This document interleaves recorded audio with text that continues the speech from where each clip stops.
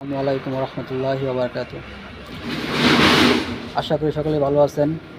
আলহামদুলিল্লাহ, আল্লাহ সুবহানাহু ওয়া তাআলার শুকরিয়া যে আমিও ভালো আছি। আল্লাহ সুবহানাহু ওয়া তাআলা ব্যবসাকে করেছেন হালাল ও সুদকে করেছেন হারাম। ব্যবসা ছোট থেকে ছোট হোক, ওই ব্যবসা যদি আল্লাহ রাসূলের সুন্নত তরিকায় হয়, কোনো মানুষকে ঠকানোর জন্য না হয়, যদি দিনের খেদমতের নিয়তে হয়, তাহলে কি আল্লাহ তাআলা এই ব্যবসাতে কি অনেক অনেক বরকত দিতে পারেন। কেননা রিজিকের মালিক একমাত্র আল্লাহ সুবহানাহু ওয়া তাআলা। দুনিয়ার কোনো মাখলুক, কোনো কিছুর কাছে কি, কোনো আসবাবের কাছে কি রিজিকের ব্যবস্থা নাই। রিজিকের মালিক একমাত্র আল্লাহ তাআলা। আমার ব্যবসা ছোট হোক, নিয়ত যদি ঠিক থাকে, একমাত্র আল্লাহ তাআলাকে রাজি খুশি করার জন্য যদি আমার ব্যবসা হয়ে থাকে, সুন্নত থেকে হয়ে থাকে, তাহলে কি ওই ছোট থেকে ছোট ব্যবসাতেও আল্লাহ তাআলা অনেক অনেক বেশি বরকত দিতে পারেন। আশা করি সকলেই বুঝতে পারছেন। এজন্য আমরা সকলে কি সুদ থেকে বিরত থাকব। সুদ যদিও দেখা যায় অনেক অনেক বেশি মুনাফা, কিন্তু এটা আর হারাম।